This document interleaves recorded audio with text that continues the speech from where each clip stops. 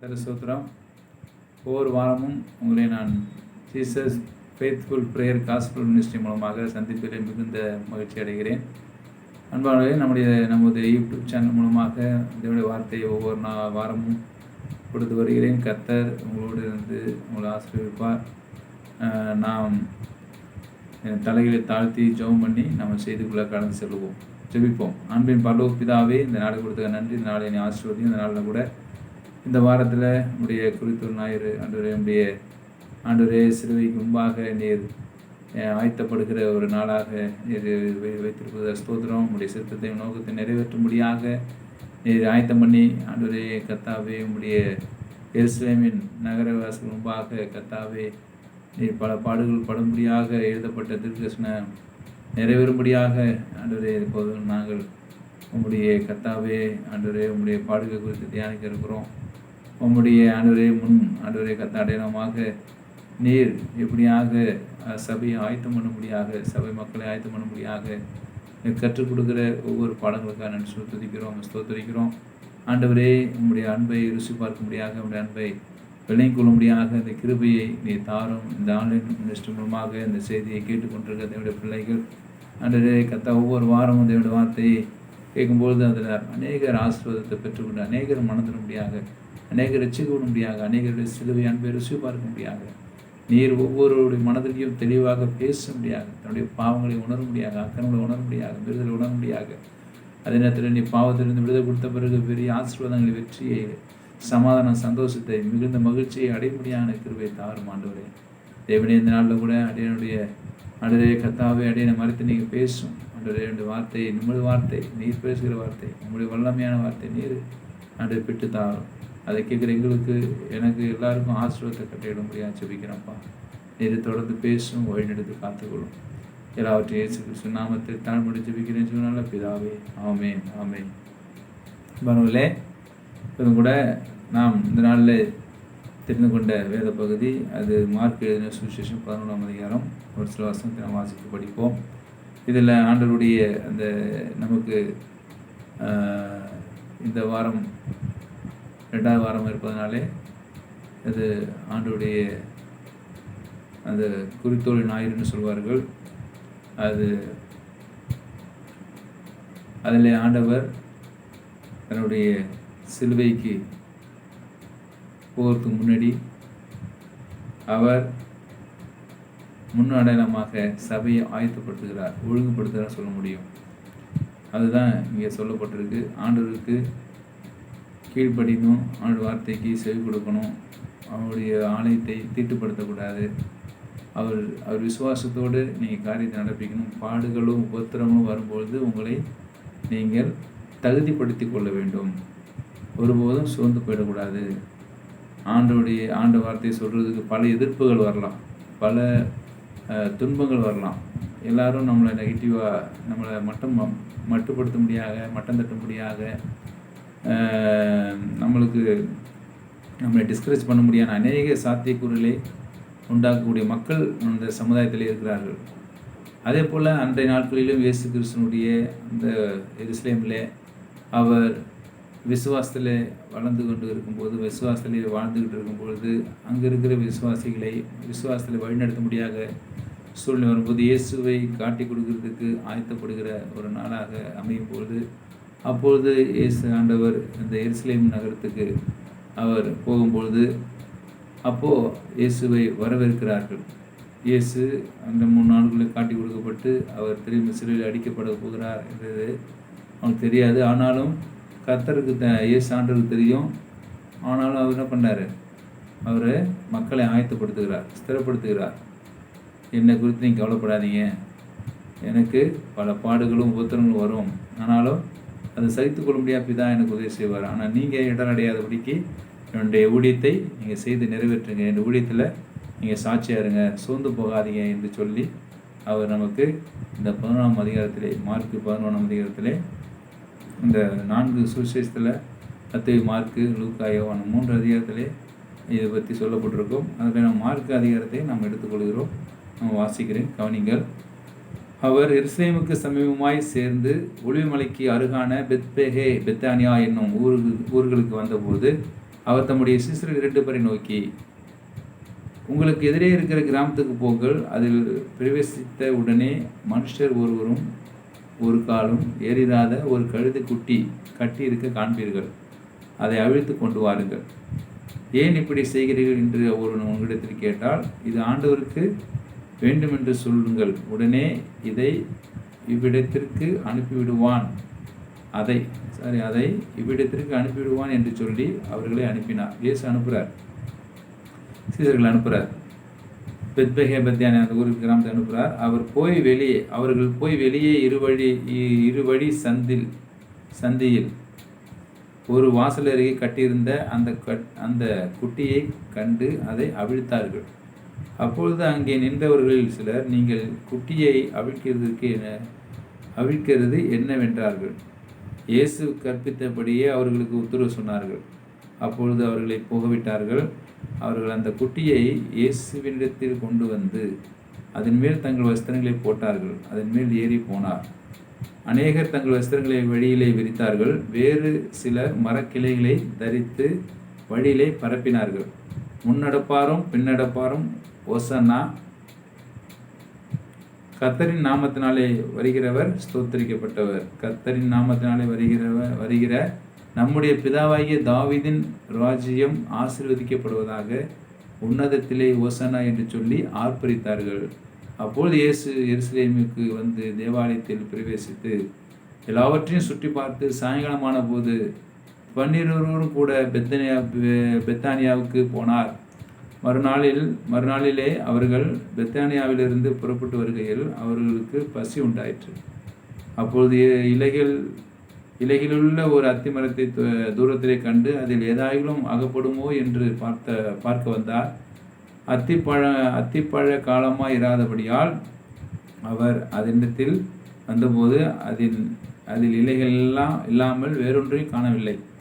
அப்பொழுது இயேசு அதை பார்த்து, இது முதல் ஒரு காலும் ஒருவனும் உன்னிடத்தில் கனியை புசியாதிருக்க கடவன் என்றார்.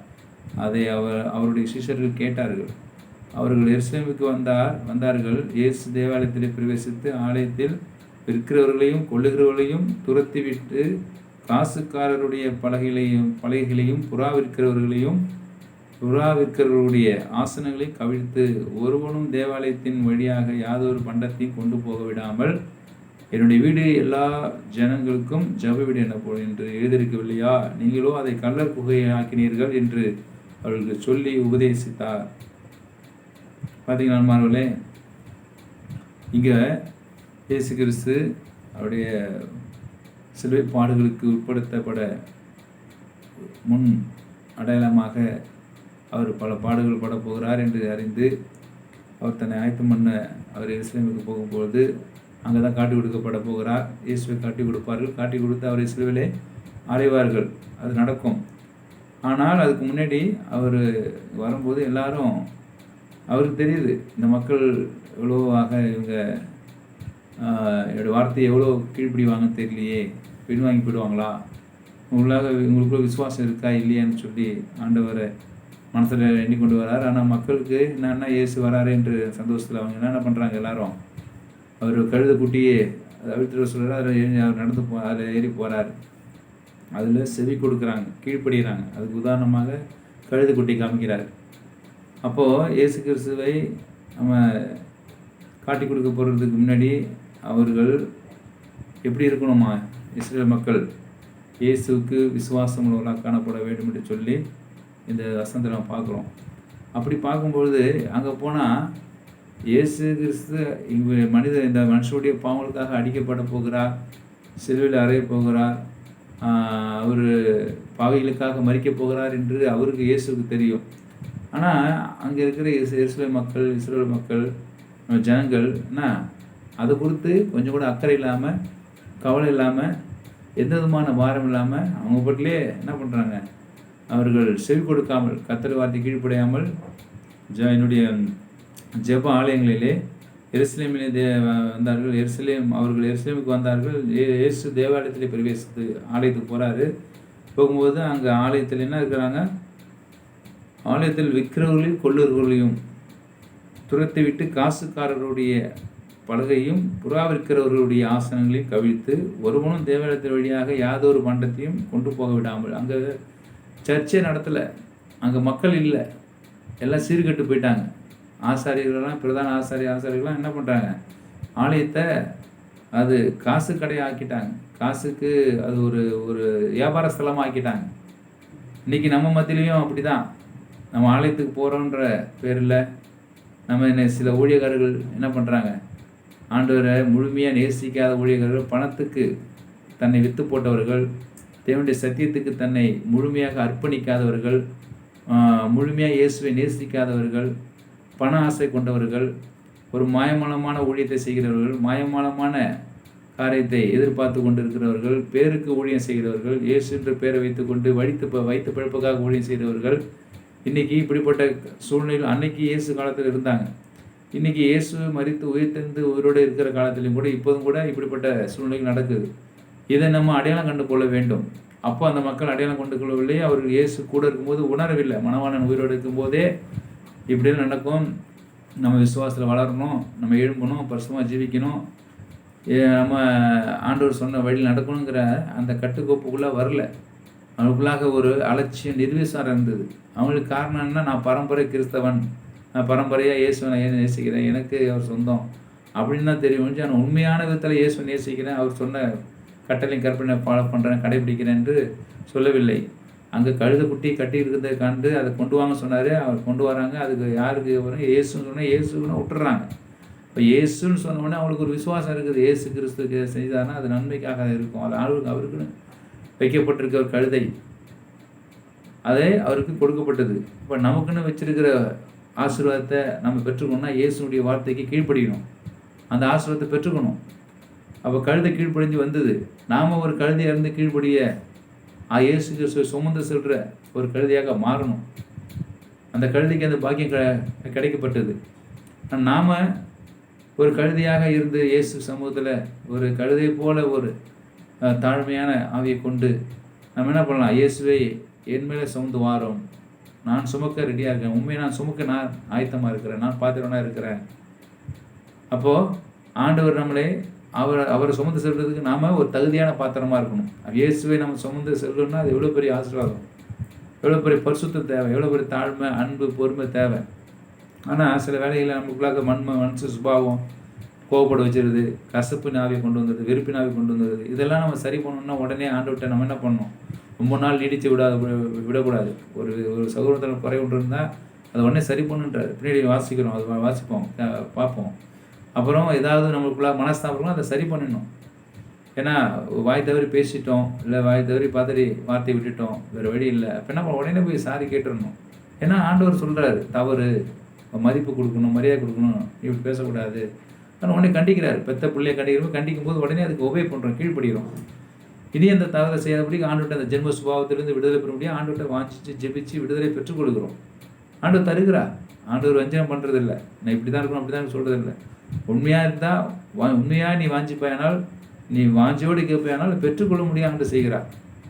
ஆனால் இன்றைக்கி அநேகர் என்ன பண்ணுறாங்க, நமக்குள்ளாக ஒரு பலவீனம் காணப்படும் போது அதுவே ஒரு பலவீனம் வைத்து நம்மளை மட்டம் தட்டவும், நம்மளுக்கு சுட்டி காட்டவும், நம்மளை என்ன சொல்கிறது, நீ சரியில்லை, நீ தகுதி இல்லை ஒழித்துக்கு இப்படின்னு நம்மளை ஜட்ஜ்மெண்ட் பண்ண தான் ஆளுக்கு ஒழிஞ்சு அதை தட்டி கொடுத்து நம்மளை சரி பண்ணி அவர்களை பரவாயில்ல, நீ போய் ஜெபம் பண்ணு, ஆண்டோடு பேசுவார், பாவத்தை மன்னிப்பார், நீ தவறை திருத்து, உன்னுடைய காரியத்தை சரி பண்ணு அப்படின்னு தட்டி கொடுத்து நம்மளை உயர்த்தக்கூடிய மனிதர்கள் இன்றைக்கி காலத்தில் இல்லை. காரணம், அவர்கள் ஊழியத்தில் எங்கே நம்ம அவர்கள் பேர் வராமல் போயிடுமோ, அவர்களை ஆண்டவர் பயன்படுத்தாத ஊழியக்காரனை எப்படி ஆண்டவர் மையப்படுத்த முடியாது, செய்ய மாட்டார். அந்த கழுதிக்கு இந்த மகிமை வந்தது. அப்போது ஆண்டவருக்கு உண்மையாக இருக்கிறவங்களுக்கு தான் அந்த மகிமை போகும், ஆண்டோடைய மகிமை போகும்.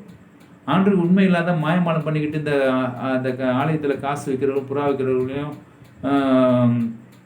ஆலயத்தை தீட்டுப்படுத்துகிற மக்களே இருக்கிற மக்கள்கிட்ட ஆலயத்தை கொடுத்து ஊழியத்தை செய்யணும்னு சொன்னால் எப்படி செய்வார்கள்? அவர்கள் பணத்துக்காக தான் ஊழியம் செய்வார்கள், உண்மையாக ஊழியம் செய்ய மாட்டார், ஆத்மாவில் ஊழியம் செய்ய மாட்டார்கள். அப்போது அது உதாரணம் சொல்கிறார். இந்த கழுதை போல் கீழ்ப்படிஞ்சு நம்ம அந்த மகிமையை ஏற்றுக்கொண்டு வரும்போது அந்த கழுதைக்கு ஆண்டவர் ஒரு கிருபை கொடுத்தார், ஒரு வாய்ப்பு கொடுத்தார். இயேசு சுமக்கிறதுக்கு ஒரு வாய்ப்பு கொடுத்தார். அப்போது நமக்கு நம்ம ஆண்டவரை சுமக்கிறதுக்கு ஒரு வாய்ப்பு கொடுக்கும்பொழுது ஆண்டு சிலுவையை அவருடைய சுவிசேஷத்தை நம்ம சுமந்து சொல்லுகிறோம். அதுதான் நமக்கு கழுதை போல இருக்கிற நமக்கு கழுதை எப்படி சுமந்ததோ இயேசுவை, அது போல இயேசுவை சுமக்கிறதுக்கு ஒரு கழுதை, நாம் ஒரு கழுதையாய் அவருடைய சுவிசேஷத்தை சுமந்து கொண்டு போகிறோம். அவருடைய சுவிசேஷத்தை சுமந்து கொண்டு இயேசுவை பற்றி அறிவிக்கிறோம். அவருக்கு ஒரு தகுந்த ஒரு பாத்திரவனாக பார்த்து ஒரு பாத்திரவான்களாக மாறுகிறோம். அதே போல் நமக்கு ஒரு நல்ல ஒரு ஆவியை ஆண்டு கொடுத்து நம்முடைய சுவிசேஷத்தை தகுதியோடு பொறுப்போடு நிதானத்தோடு அவரை கொச்சப்படுத்தாமல், அசிங்கப்படுத்தாமல், கேவலப்படுத்தாமல் சிலுவையை அவர் எப்படியாக நம்ம பரிசுத்தமாக காத்துக்கொள்ள வேண்டும், இயேசுவை நாம் பரிசுத்தமாக மற்றவர்கள் வெளிப்படுத்த வேண்டுங்கிற காரியத்தை முன்னடையாளமாக தான் இங்கே ஆண்டவருடைய காரியங்கள் சொல்லப்படுகிறது. அப்போது இப்போ இந்த கழுதைக்கு ஆண்டு கொடுத்த வாய்ப்பை நமக்கு ஒரு வாய்ப்பை கொடுத்துருக்கிறார். அப்போது நாம் ஒரு கழுதையாக இருந்து இயேசு சுமந்து செல்லும்போது நமக்கும் ஒரு இந்த கழுதைக்கு வந்த மகிமையை நமக்கும் ஆண்டு ஒரு மகிமையை எப்படி கொடுப்பார்? அவருடைய நாமத்தின் நிமித்தமாக ஊழியத்தில் போகும்போது அவருடைய வல்லமையை நம்ம மூலமாக விளங்க பண்ணி அநேகர் மனம் திரும்ப வைப்பார். நாம் இப்படி மனம் திரும்பி ரசிக்கப்பட்டு இயேசு ஏற்றுக்கொண்டு இந்த சுவிசேஷத்தை சொல்கிற அளவுக்கு ஆண்டவர் நம்மளை தகுதிப்படுத்தினாரோ, அப்படி வார்த்தையை வாக்கு வல்லமை கொடுத்து பேச முடியாது செய்தாரோ, அதே போல் நாமளும் மற்றவர்களை ஆதாயப்படுத்தி அவர்களையும் ரசிக்கப்பட வச்சு, அவர்களையும் மனம் திரும்ப வச்சு, அவர்களும் சிலுவையுடைய அன்பை ருசி பார்க்க வச்சு, அவர்களையும் ஒரு ஊழியக்காரராக ஆக்குவது தான் நம்முடைய கடமை. அன்பானவர்களே பாருங்கள், இங்கே ஆலயத்தில் தீட்டுப்படுத்தினாங்க. ஆசாரியர்கள்லாம் இயேசுவை அறிந்த பிள்ளைகள், ஊழியத்தில் அவர்கள் இயேசுக்காக அடுத்த லெவலில் இருந்து செய்ய வேண்டிய ஒரு பொறுப்பு மிகுந்த ஒரு பணியாளர்கள். அவர்களே என்ன பண்ணுறாங்க? அவனுடைய ஆலயத்தை தீட்டுப்படுத்திட்டாங்க, அவனுடைய ஆலயத்தை கொச்சப்படுத்திட்டாங்க, அசிங்கப்படுத்திட்டாங்க. ஆண்டோட ஆலயத்தில் உள்ளாகிறதை பரிசுத்தத்தை கெடுத்து போட்டார்கள், தேவனுடைய பிரசனத்தை கெடுத்து போட்டார்கள். ஆண்டவருக்கு கோபம் வந்துச்சு, எடுத்து சாட்டை எடுத்து சவுக்கு எடுத்து அடிக்கிறார். என்ன பண்ணுறாரு? எல்லாரும் இழுத்து தள்ளுறாரு. ஒருவனும் தேவாலயத்தின் வழியாக யாதொரு பாண்டியத்தை எடுத்து போகக்கூடாது, எல்லாம் தூக்கி நொறுக்கிறார். அவனை நொறுக்கிறார். என்னுடைய வீடு எல்லா வீடு ஜனங்களுக்கும் செப வீடு என்னப்படும் என்று எழுதியிருக்கவில்லையா? ஒன்று நான் சொல்லியிருக்கேனே, இது தேவனுடைய ஆலயமாச்சே. ஒருவனின் ஆலயத்தை கெடுத்தால் அவனை நான் கெடுப்பேன் என்று சொன்னார் இல்லையா? நீங்களே அந்த ஆலயம் என்று சொன்னார்கள் அல்லவா? எஸ் சொன்னார் இல்லையா? அப்போ தேவனுடைய ஆலயத்தை நம்ம கெடுக்கக்கூடாது. நம்ம சரீரம் தான் தேவனுடைய ஆலயம். அங்கே ஒரு உலக பிரகாரமான ஒரு ஆலயத்தை ஒரு பில்டிங்கை மையமாக வச்சு சொன்னார். அந்த பில்டிங்கில் ஒரு சர்ச் இருக்குது, சர்ச்சுக்குள்ளே ஒரு பரிசுத்தம் இருக்கணும், ஒழுங்கு இருக்கணும், ஒரு வரையறை இருக்கணும். ஆலயத்துக்குள்ளே எல்லாமே செஞ்சிட முடியாது. எல்லாமே உலகத்தில் இருக்க காரியத்தை அப்படியே போய் செஞ்சிட முடியாது. அதுக்குன்னு ஒரு ஒழுங்கு இருக்குது, அதுக்குன்னு பரிசுத்தம் இருக்குது, அதுக்குன்னு ஒரு காரியம் இருக்குது. இப்போ இயேசு உலாகிற ஒரு இடத்துல தங்குகிற இடத்துல அது பரிசுத்தம் காணப்பட வேண்டும். அப்போ ஆலயத்துலேயும் பரிசுத்தம் காணப்பட வேண்டும். அப்போ என்னோட வீடு ஜெப வீடுன்றாரு. ஜெபிக்க தான் அந்த வீடு ஆலயம். ஆண்டவர் எடுத்த சமுதிரம் கதறுவதும் கத்துவதும் தேவனுடைய வார்த்தையை கொடுப்பதும் கேட்பதும் தான் ஜெப ஆலயம். அதை விட்டுட்டு நம்ம ஒருத்தர் குறை சொல்லிக்கிட்டு, ஒருத்தர் அவங்க இப்படி இவங்க இப்படி சொல்லிக்கிட்டு, நம்ம பட்டுக்கிட்டு ஆலயத்தில் போய் எல்லா இடத்துலையும் இருக்கிறது போல் ஆலயத்துலேயும் அப்படியே நம்ம செய்கிறது. அதுக்குன்னு ஒரு வரையறை இல்லை. இது ஆலயமாச்சு, இது தீட்டுப்படுத்தக்கூடாதாச்சு, இது ஆலயத்தில் என்ன செய்யணுமோ அதான் செய்யணுமே அப்படிங்கிற காரியம் இல்லாத பொறுப்பற்று நடந்ததுனால ஆண்டவர் பொறுப்பாக இருக்க முடியாத இந்த வார்த்தையை அவர் எழுதி வச்சிருக்காரு. அப்போ என்னுடைய வீடு எல்லாருக்கும் என்ன, அது ஜெப வீடு என்னப்படும். இது நீங்கள் என்ன பண்ணீங்க?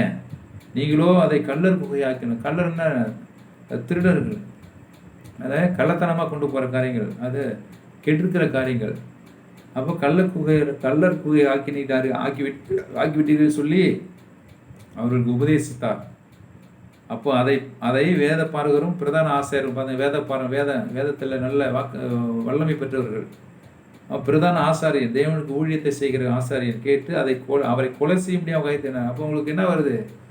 அவங்க ஒரு பாரம்பரிய கிறிஸ்தவர்கள் தான் இருந்தாங்க ஒழிஞ்சு இயேசு கிறிஸ்துடைய உபதேசத்தை ஏற்றுக்கொள்ளவில்லை. அவர்கள் ஆபிரகாம், ஈசாக்கு, யாக்கோபுடைய அந்த பாரம்பரிய காரியங்களை தான், மோசேயுடைய நியாயப்பிரமாணத்தை தான் அவங்க பார்த்தார் ஒழிஞ்சு.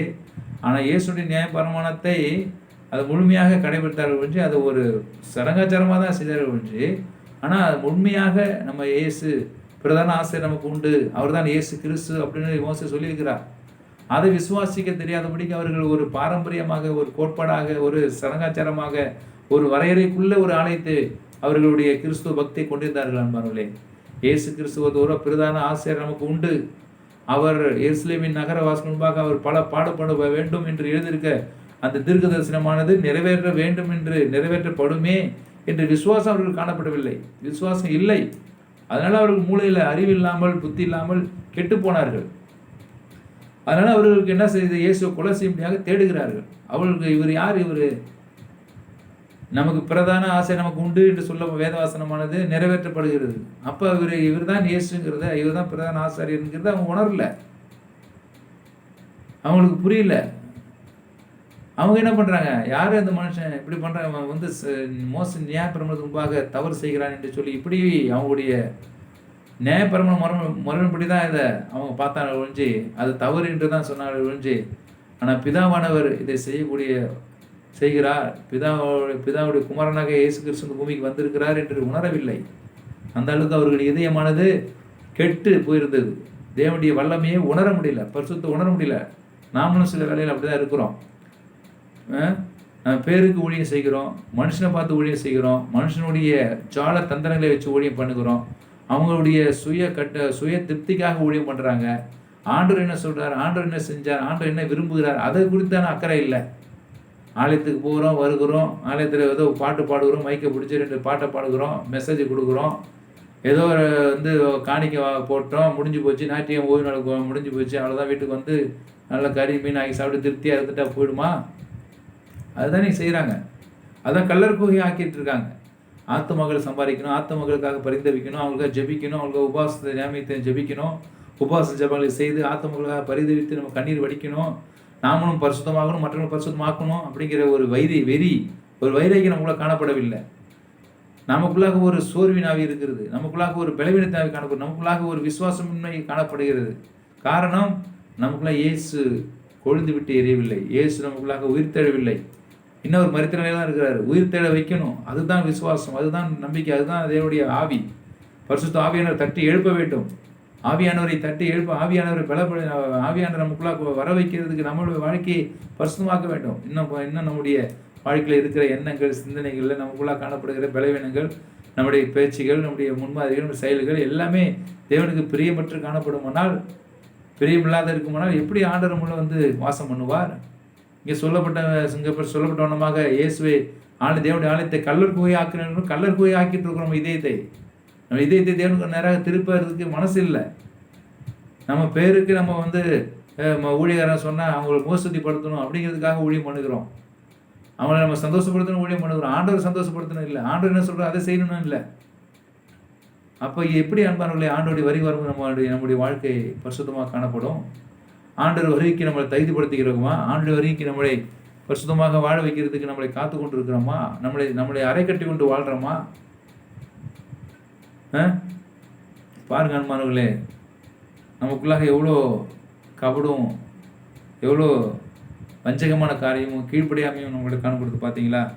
இங்கே இருக்கிற பிரதான ஆசாரியரை போல, வேதப்பாரங்களை போல நாமளும் சில வேலை நடந்து கொள்கிறோம்.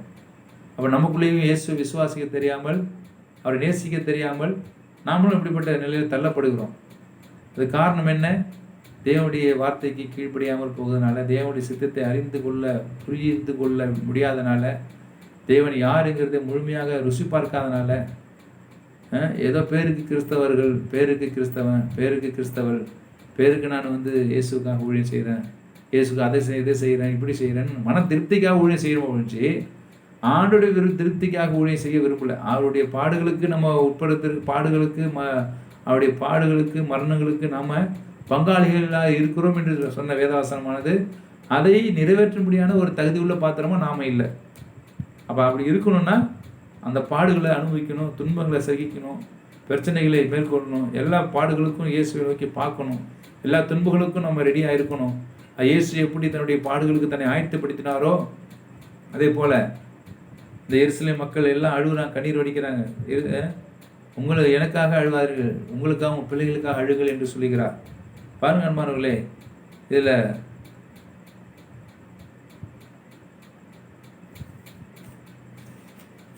பார்த்தீங்கன்னா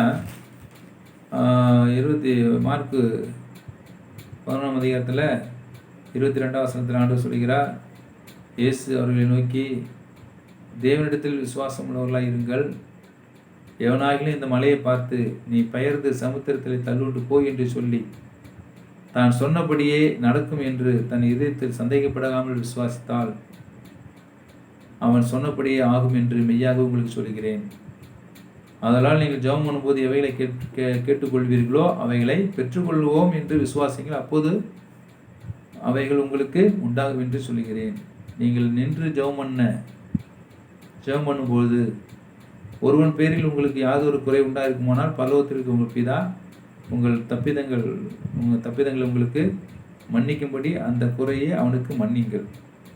நீங்கள் மன்னியாதிருப்பீர்களானால் பரலோகத்தில் இருக்கிற உங்கள் பிதாவும் உங்கள் தப்பிதங்களை மன்னியாதிருப்பார் என்றார். பார்த்தீங்களா?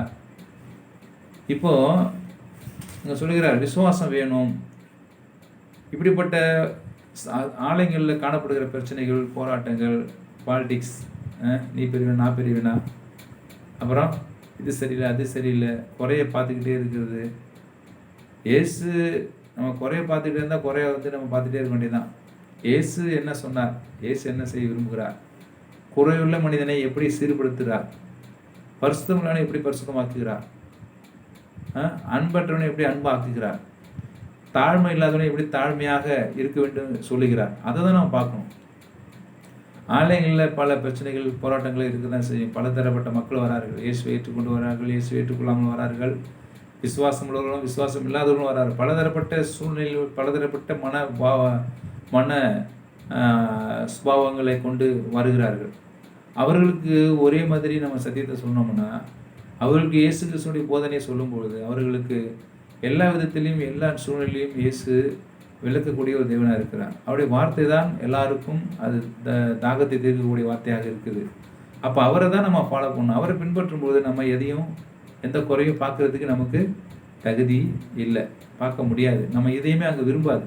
நாமளும் குப்பைகளாக இருந்தால் நம்ம இதயமும் குப்பைகளாக தான் காணப்படும். இப்போ நாம் எப்படிப்பட்ட ஒரு ஜீவியத்தை ஜீவிக்கிறோம் அப்படிங்கிறத நம்ம யோசிக்க வேண்டும். அப்படிப்பட்ட நிலையில் இருக்கும்போது நாம் சிலுவையை நோக்கி விசுவாசம் நோக்கி பார்க்க வேண்டும், விசுவாசத்தில் வளர வேண்டும், விசுவாசத்தில் வாழ வேண்டும். அப்போ பலதரப்பட்ட மக்கள் வரும்போது பலதரப்பட்ட குணங்களை கொண்டு இருக்கும்போது நம்மளுக்கு உபத்திரங்களும் போராட்டங்களும் பலரால் வரதான் செய்யும். அதுக்கு தான் நீங்கள் சொல்லிக்கிறா, நீங்கள் விசுவாசம் உள்ளவர்களாக இருக்கணும்னா என்ன பண்ணணும்? எவனாகிலும் இந்த மலையை பார்த்து, ஒரு மலை இருக்குது, அது பெயர்ந்து சமுத்திர தருண்டு போய் என்று சொல்லி தான் சொன்னபடி நடக்கும் என்று தன் இதயத்திலே சந்தேகப்படாமல் விசுவாசிக்கணும். நம்பினால் அது அவன் சொன்னபடியே ஆகும் என்று மெய்யாக சொல்கிறேன். இந்த மலையை பார்த்து போ என்று சொல்கிற அளவுக்கு உனக்கு நம்பிக்கை இருக்குமானால் அது விலகி போகும். அந்த அளவுக்கு நம்பிக்கை இருக்கு. ஆனால் போகாது, மலை விலகி போகாது. ஆனால் நான் சொன்னால் நடக்கும். அந்த மலை விலகி போகிற அளவுக்கு எனக்கு நம்பிக்கை உண்டு. அந்த அளவுக்கு நான் ஒரு நம்பிக்கை வைக்கிறேன். அது நடக்கும். என் விசுவாச கண்களை பார்க்குறேன், என் மனக்கண்களை நான் பார்க்குறேன். அந்த மலை விலகி போகிற அளவுக்கு கூட என் நம்பிக்கை அந்த அளவுக்கு ஆழமாக வைப்பேன். நான் அது கண்டிப்பாக நடக்கும் அப்படின்னு நம்ம விசுவாசத்தை, அந்த அளவுக்கு ஆழமான ஒரு விசுவாசத்தை கொண்டு இருக்க வேண்டும். அப்போ அது அவர் சொல்கிறார், அப்போ நடக்கும் என்று சொல்லி தான் இதயத்தில் என்ன பண்ணணும்? விசுவாசம் நம்பணுமா? நடக்கும், கண்டிப்பாக நடக்கும். எப்படி நடக்கும் எனக்கு தெரியாது, அது கடவுள் செய்வார் அப்படிங்கிற அந்த விசுவாசத்தை கொண்டு இருக்கும்போது அது நடக்கும். அப்படிப்பட்ட விசுவாசத்தை இதயத்தில் ஆழமான டீப்பான விசுவாசத்தை, டீப் ஃபெய்த்ஃபுல்லான விசுவாசத்தை கொண்டு வாழ்க்கையை கொண்டிருக்கும் பொழுது நமக்கு அது நடக்கும் என்று சொல்லி நம்பும்பொழுது இயேசு கண்டிப்பாக அதை நிறைவேற்றக்கூடிய தேவனாக இருக்கார், நிறைவேற்றுவார் என்ற விசுவாசம் நமக்குள்ள காணப்பட வேண்டும். அப்பொழுது நடக்கும்னு சான்று சொல்கிறார். அப்போ கண்டிப்பாக நடக்கும், அது நடந்தே தீரும். அப்போது அதனால் நீங்கள் ஜெபம் பண்ணும்பொழுது என்ன பண்ணணுமா? எவைகளை கேட்டுக்கொள்வீர்கள். என்ன பிரச்சனைக்காக நம்ம ஜெபம் பண்ணுறோம், என்ன போராட்டத்துக்காக ஜெபம் பண்ணுறோம், எந்த வியாதிக்காக ஜெபம் பண்ணுறோம், என்ன கஷ்டத்துக்காக ஜெபம் பண்ணுறோம், என்ன விதமான பாடுகளுக்காக, என்ன நம்ம போராட்டத்துக்காக நம்ம ஜெபம் பண்ணுறோம், என்னென்ன பிரச்சனைகள் எனக்கு இருக்குது, என்னென்ன போராட்டம் எனக்கு இருக்குது, என்னென்ன சூழ்நிலைகள் என்னை போட்டு வாட்டி வதைக்குது, என்னை ரொம்ப என்னை போட்டு நெருக்குகிறாங்க, என்னை ஒடுக்குறாங்க, என்னை பின்னுக்கு தள்ள பார்க்குறாங்க, என்னை ஊழிய செய்ய விட மாட்டுறாங்க, என்னை ஏதாவது காரணம் காட்டி குற்றப்படுத்தி அவளை மட்டுப்படுத்த விரும்புகிறாங்க. இப்படிலாம் இருக்கும்போது ஆண்டு நெருக்கம் வரும்போது ஆண்டை நோக்கி நம்ம கதறணும், அவரை பிடிக்கணும். அந்த விசுவாசம், அந்த இடத்துல விசுவாசத்தை சோர்ந்து போகக்கூடாது. அந்த இடத்துல இயேசுவில் நம்பிக்கை வைக்கணும். மனுஷன் நம்பிக்கை வைத்தீங்கன்னா உங்களுடைய விசுவாசம் குறைந்து போயிடும். பைபிளில் சொல்லியிருக்கு, மனுஷன் மேலே நம்பிக்கை பார்க்கணும், கர்த்தர் மேலே பற்றுதலாக இருப்பதை நலம் என்று வேதம் சொல்லுகிறது. மனுஷனை நம்புவதை பார்க்கலாம், கர்த்தர் மேலே பற்றுதலாக இருப்பதில் நலம். பார்த்தீங்களா? மனுஷன் நான் கர்த்தரை நம்பியிருக்கணும், மனுஷன் எனக்கு என்ன செய்வான் என்று வேதம் சொல்கிறது. நான் கர்த்தரை நம்பும்போது மனுஷன் நமக்கு என்ன செய்ய, ஒன்றும் செய்ய முடியாது. ஆண்டவர் நம்ம சார்ந்திருக்கிறோம். இந்த மனுஷனை படைச்சது அவர் தான். அப்போ மனுஷனை காட்டிலும் யார் பெரியவர்? இயேசு பெரியவர். இப்போ இயேசு நமக்கு தேவை, இயேசுடைய வாழ்க்கை நமக்கு தேவை.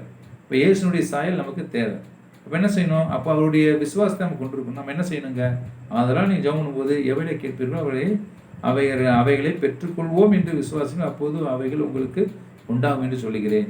நீங்கள் ஜெபம் பண்ணும்போது ஒருவர் பேரில் உங்களுக்கு யாதோ ஒரு குறை உண்டாயிருக்குமானால் பரலோகத்தில் இருக்கிற உங்கள் பிதா உங்கள் தப்பிதங்களை மன்னிப்பார். அப்படி நீங்கள் அவனுக்கு மன்னிக்கலைன்னா உங்களை அவர் மன்னிக்க மாட்டார். அப்போ என்னாச்சு? நம்ம இந்த ஜெபம் பண்ணுற நேரத்தில் நான் யார் மேலாவது குறை இருக்குமானால், குற்றம் இருக்குமானால், மனத்தாங்கல் இருக்குமானால் அதை சரி செஞ்சிடணும். அதை மனத்தாங்களை எடுத்துடணும். ஒருவேளை ஒரு பிரச்சனைனால மனத்தாங்கல்னா அதை நேராகவே சரி பண்ணணும். ஒருவேளை வேணுங்கனே நம்ம அவர் தப்பான எண்ணத்தோடு, நம்ம தப்பான அபிப்பிராயத்தோடு, தப்பான சிந்தையோடு மற்றவங்களை தப்பாகவே பார்த்து, எப்படின்னா அவர்கள் சரியில்லை, இவர்கள் சரியில்லை, அவன் இப்படி, இப்படி, இவ இப்படி, அவன் இப்படி இப்படின்னு சொல்லி நமக்குள்ளே ஒரு தாட்டு வச்சுக்கிட்டு நம்ம மற்றவர்களை அவங்க மேலே மனத்தாங்கள் அடைகிற அளவுக்கு நாம் தப்பான ஒரு சிந்தனை கொண்டிருக்கும்போது அதை நம்ம மன்னிக்கணும். அதை நம்ம மன்னிச்சிடணும். நம்ம தேவையில்லாம மனஸ்தாபத்தை வைத்துக்கொள்ளக்கூடாது. நம்ம யாரையும் பகைக்கக்கூடாது, நேசிக்கணும், அன்பு செலுத்தணும், இயேசுவின் அன்பு நம்மளுக்கு காணப்படணும் அப்படிங்கிற சட்டத்திட்டத்துக்கு நம்ம வரும்போது நாம் கசப்போடு வெறுப்போடு இருக்கும்போது அந்த சுபாவத்தை மாற்றும்படியாக ஆண்டு விரும்புகிறார். அதுதாங்க சொல்லிக்கிறார், நீ விசுவாசம் வை, நீ அவர்கள் மேலே கசத்து கொள்ளாத, அவர்களும் என் பிள்ளைகள், நீனும் என் பிள்ளைகள். அப்போ நீங்களும் அவனும் ஒன்று தான், மற்றவர்களும் அப்படி தான், ஒன்று தான், நீ யாரையும் பிரித்து பார்க்குறதில்ல, எல்லாரையும் பிள்ளைகள் தான். அப்படிங்கும்போது நான் என் அன்பு நான் வேறு மாதிரி உனக்கு ஒரு மாதிரி இப்படி செலுத்த முடியும்? அப்போ என்னை போல இருக்கணும், நீ என்ன பண்ணு, அன்பாக இருக்கணும், அன்பாக வாழணும். அப்போ அன்பின் ஆவியை நீ கொண்டிருக்கணும். அப்போ நீ என்ன பண்ணணும்? மன்னிக்கணும், மறக்கணும், நேசிக்கணும். இதுதான் என்னுடைய கட்டளை அப்படின்னு சொன்னாவே. அப்போ நம்ம என்ன செய்ய ஆண்டு சொல்கிறாரு, அப்போ நீ குற்றங்களை மன்னிச்சிரு. மன்னிக்கும் போது பரலோகத்திற்கு பிதா உங்கள் குற்றத்தை மன்னிப்பார். அப்போ நீங்கள் மன்னியாதிருப்பீர்களானால் பரலோகத்திற்கு உங்கள் பிதாவும் உங்கள் தப்பிதங்களை மன்னிக்க மாட்டார். அப்போது இயேசு ஏற்றுக்கொள்வது எதுக்கு? அவருடைய சாயலை பின்பற்ற முடியாது, அவருடைய சுபாவங்களை கொண்டிருக்க முடியாத நம்ம பின்பற்றுறோம். அவர் நமக்கு எப்படி பாவத்துக்காக அவர் நம்ம பாவத்தை மன்னித்து எப்படி சிலுவையில் ஏற்றுக்கொண்டாரோ, எப்படி மரித்து உயிர் தெழுந்தாரோ, பாவத்துக்கு மரித்து நீதிக்கு பிழைத்தாரோ, அதே போல் நம்முடைய வாழ்க்கையிலையும் நாம் என்ன பண்ணோம்? அதே போல் மனிதர்கள் செய்கிற குற்றங்களை குறைகளை மன்னிக்க வேண்டும், மறக்க வேண்டும். இயேசு உயிர் தெழுந்த போல நம்முடைய வாழ்க்கையில் அவருடைய செய்த தவறை மன்னித்து விட்டு நம்மளும் ஒரு புதிய நம்பிக்கையை, புதிய விசுவாசத்தை வளர்த்து கொண்டு நம்மளும் ஒரு புதிய வாழ்க்கைக்குள்ளாக கடந்து செல்ல வேண்டும். ஒவ்வொரு நாளும் புதிய வாழ்க்கையை வாழ்ந்து காட்ட வேண்டும். நம்மளுடைய பழைய மாரியே நம்ம சுபாவத்தை வைத்திருப்போம்னா நம்மளுக்குள்ள மாற்றம் இருக்காது, நமக்குள்ள இயேசு வெளிப்பட மாட்டார். அப்போ இயேசு எப்படி நம்மளுக்கு தென்படுவார்? நம்ம வாழ்க்கையில் இயேசு நம்முடைய சாயல் எப்படி காணப்பட மாட்டார். அப்போ இயேசுவின் சாயலை காமிக்க வேண்டும் என்றால் இயேசுக்குள் நம்ம வாழ வேண்டும். அதுதான் ஆண்டவர் என்ன பண்ணார்? இந்த கழுதை குட்டியை ஒரு அடையாளமாக வைத்து, இந்த கழுதை எப்படி எல்லாத்துக்கெல்லாம் தாழ்மையாக, அது அன்பாக, இயேசு சொன்னதுக்கெல்லாம் கீழ்ப்படிஞ்சு தன்னை அர்ப்பணித்து கொண்டு இயேசு ஏற்று சுமந்து செல்ல அந்த கழுதையானது எப்படி தன்னை வணங்கி தன்னை பக்குவப்படுத்தி கொண்டு இயேசு சுமந்து சென்றதோ, இயேசு சிலுவைக்கு என்னுடைய பாவத்தையும் நீ சுமந்து கொண்டு செஞ்சு என் பாவத்தையும் நீங்கள் எடுத்துக்கொள்ளுங்க என்று ஒருவேளை அந்த கழுதை போல இருக்கிற மனிதனுடைய சுபாவத்தை, இந்த மனுஷனே நீ எப்படி உங்கள்கிட்ட இருக்கிற சுபாவங்களை இசப்பா என் பாவத்துக்கும் என்ன பண்ணுங்க, சிலுவையில் அறைந்துருங்க. நீங்கள் அடிக்கப்பட போகிறீங்க, நீங்கள் கொல்லப்பட போகிறீங்க, நீங்கள் திரும்பி உயிரோடு வருவீங்க என்று அந்த பரலோகத்தினுடைய அந்த நோக்கத்திட்டம் தீர்க்கதரிசனம் நிறைவேறப்பட பண்ண வேண்டும் என்று சொல்லி எப்படி தன்னை சிலுவைக்கு தன்னை பக்குவப்படுத்தி கொண்டார் இயேசு. அதுக்கு வழிகாட்டியாக எருசலேமுக்கு எடுத்தது பெத்தியானிலிருந்து எப்படி எருசலேமுக்கு வந்துச்சோ அந்த கழுதை, நாமளும் இயேசுவை சியோனை நோக்கி பார்க்கறதுக்கு நாமும் கழுதையாக இயேசுவை ஒவ்வொரு நாளும் சுமந்து சென்று வாழ வேண்டும். அவர்களே, ஒவ்வொரு நாளும் இயேசுவை நம்ம ஆயத்தப்படுத்தி பரலோகத்துக்கு நம்மளை ஆயத்தப்படுத்தி கொண்டே இருக்க வேண்டும். ஒவ்வொரு நாளும் இயேசுடைய சிலுவையை சுமக்க நாம் பழக வேண்டும். இயேசுடைய சாயலை பின்பற்ற பழக வேண்டும். அப்படியே நம்ம ஒரு சம்பீரமாய் வாழ்ந்து நம்ம அப்படியே சாப்பிட்டு நம்ம அப்படியே கொழுத்து போய் நம்மளுடைய வாழ்க்கையை ஒரு கிறிஸ்தவர்களாக, ஒரு பேருக்கு இயேசுவை ஏற்றுக்கொண்ட பேருக்கு நம்ம இயேசுவை நான் வணங்குறேன்னு சொல்லி அப்படி வாழ்வதில் அர்த்தம் இல்லை நண்பர்களே.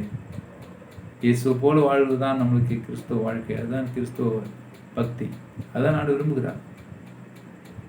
அதனால் நம்ம இந்த கால வேளையில், இந்த ஓய்வு நாள் கால வேளையில், இந்த குறித்தொழில் ஞாயிறின் கால வேளையில் இந்த இயேசு ஆண்டவரை எப்படியாக அந்த வஸ்திரங்களை விரித்து அங்கே இருக்கிற மரக்கிளைகளை விரித்து இயேசு கிறிஸ்து சந்தோஷமாக அவர்கள் வழி அனுப்பி வைத்தார்களோ, நாம் இயேசுவை நம் வாழ்க்கைக்குள்ளாக உள்ளே கொண்டு வரதுக்கு நாமளும் நம்முடைய இதயத்தை ஆயத்தப்படுத்த வேண்டும், வழியை திறந்து கொடுக்க வேண்டும். அப்போதான் இயேசு உள்ளே வருவார்.